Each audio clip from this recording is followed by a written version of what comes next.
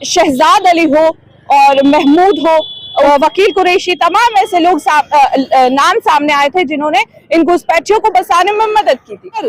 इन Rohingya बांग्लादेशियों के घुसपैठियों की जिस तरह से दिल्ली में धरपकड़ फिलहाल की गई है, उससे पहले ही अमन न्यूज ने ये कदम उठा लिया था और दिल्ली उच्च न्यायालय को PIL के जरिए उनके होने का भी सबूत दिया था। आने वाले रोहिंग्या और बांग्लादेशियों की सूची बनाई जाए और कमिश्नर और IG को सौंपी जाए। नमस्कार, मैं पल्लवी शर्मा, आप देख रहे हैं अमन न्यूज।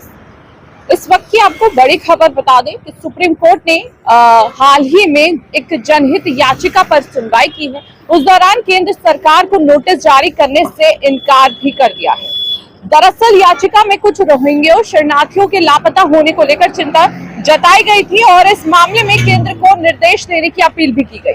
हालांकि सर्वोच्च न्यायालय ने मामले में सुनवाई को टाल दिया है। सुप्रीम कोर्ट ने इस मामले में तीखी टिप्पणी करते हुए याचिकाकर्ताओं से कहा है कि आप जानते हैं कि वे घुसपैठियां हैं। भारत के उत्तरी बॉर्डर बहुत संवेदनशील है। आप जानते हैं कि देश में क्या हो रहा है। अगर कोई यही गैर कानूनी ढंग से आया है तब भी आप उनके लिए रेड कारपेट चाहते हैं। ये सुरंगों के जरिए हमारे देश में घुसते हैं और फिर खाने निवास के अधिकारी, बच्चों की शिक्षा आदि के अधिकारी हो जाते हैं। क्या हम कानून का दायरा इस तरह चाहेंगे? इस मामले में बंदी प्रत्यक्षीकरण यानी कि हेबियस कॉर्पस जैसी मांगे करना काफी काल्पनिक बात है। वहीं आपको बता दें कि उत्तर प्रदेश में बांग्लादेशी और रोहिंग्या घुसपैठियों पर बड़ी कार्रवाई वहां की सरकार ने शुरू कर दी है। मुख्यमंत्री योगी आदित्यनाथ ने इस संबंध में 17 नगर निकायों को निर्देश दे दिया है। निर्देश में कहा गया है कि नगर निकायों में काम करने वाले रोहिंग्या और बांग्लादेशियों की सूची बनाई जाए और कमिश्नर और IG को सौंपी जाए। उत्तर प्रदेश में से विदेशी घुसपैठियों को बाहर निकालने के लिए दिल्ली की तर्ज पर जिलों में डिटेंशन सेंटर भी बनाए जाएंगे। मुख्यमंत्री योगी आदित्यनाथ के आदेश के बाद कई कार्यवाही शुरू कर दी गई है। उनको वापस भेजने की प्रक्रिया होने तक डिटेंशन सेंटर में रखा जाएगा और उनकी तलाशी भी ली जा रही है। बता दें कि शासन के निर्देश पर जिलों में खाली सरकारी इमारतें, सामुदायिक केंद्र और पुलिस लाइन जैसे थाने आदि चिन्हित किए गए हैं जहां पर घुसपैठियों को कड़ी सुरक्षा में रखा जाएगा। वहीं बात करें दिल्ली की, तो दिल्ली में करीब इस वक्त 18 डिटेंशन सेंटर चल रहे हैं जिनमें तकरीबन 1500 विदेशी नागरिकों की कड़ी सुरक्षा बंदोबस्त में रखी गई है। इनमें से अवैध रूप से सीमा पार करके आए बांग्लादेशी, रोहिंग्या और अफ्रीकी मूल के देशों के नागरिक भी शामिल हैं। बांग्लादेशी और रोहिंग्या नागरिकों द्वारा भारतीय नागरिकता के दस्तावेज बनवाना लेने की वजह से उनका सत्यापन कराया जा रहा है। डिटेंशन सेंटरों पर खाने पीने, इलाज जैसी सुविधाएं भी मुहैया कराई जा रही है। सुरक्षा का भी पुख्ता इंतजाम रखा गया है।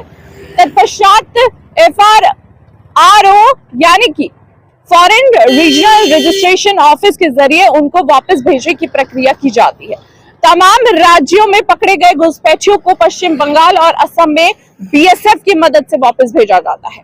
सवाल वहीं दिल्ली का हमने पहले भी उठाया था कि जिस वक्त दिल्ली में ये Lal Qila car bomb blast हुआ था, उस वक्त भी देश की सुरक्षा पे कई सवाल खड़े हुए थे और इन रोहिंग्या बांग्लादेशियों के घुसपैठियों की जिस तरह से दिल्ली में धरपकड़ फिलहाल की गई है, उससे पहले ही अमन न्यूज ने ये कदम उठा लिया था और दिल्ली उच्च न्यायालय को PIL के जरिए उनके होने का भी सबूत दिया था। और जिस तरह यहाँ पर जो लोग हैं जो उनको घुसपैठ कराते हैं, उनको शरण देते हैं, उनका भी खुलासा उस PIL में अमन न्यूज ने किया था।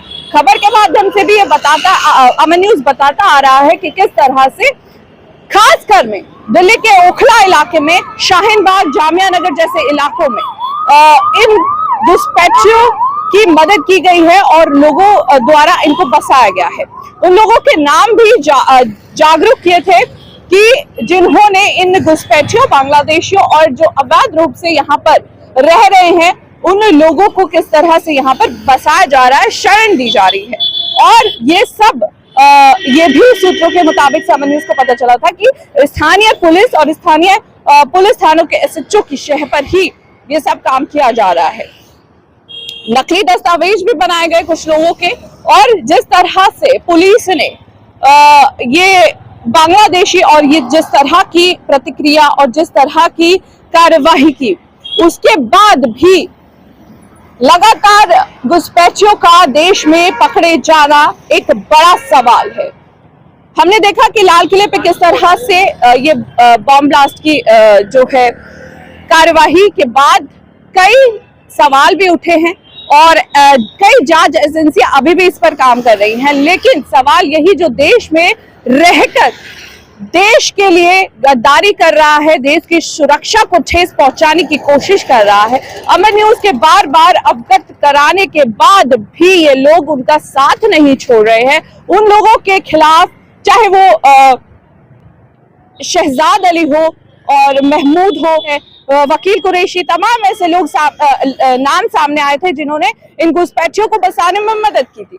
इनके खिलाफ अभी तक भी कोई कार्यवाही नहीं की गई है। तो ऐसे में ये भी सवाल उठना लाजमी हो जाता है कि देश के अंदर अगर कोई भी इस तरह की गैर कानूनी और सुरक्षा के मद्देनजर कोई भी कार्यवाही, कानूनी गतिविधि हो जाती है तो उसका जिम्मेदार कौन होगा?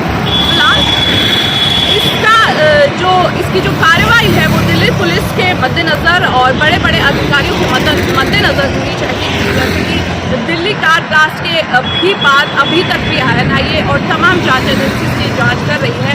उसके तार भी जो ओखला से भी मिले हैं और जम्मू कश्मीर तक ये जांच गई है।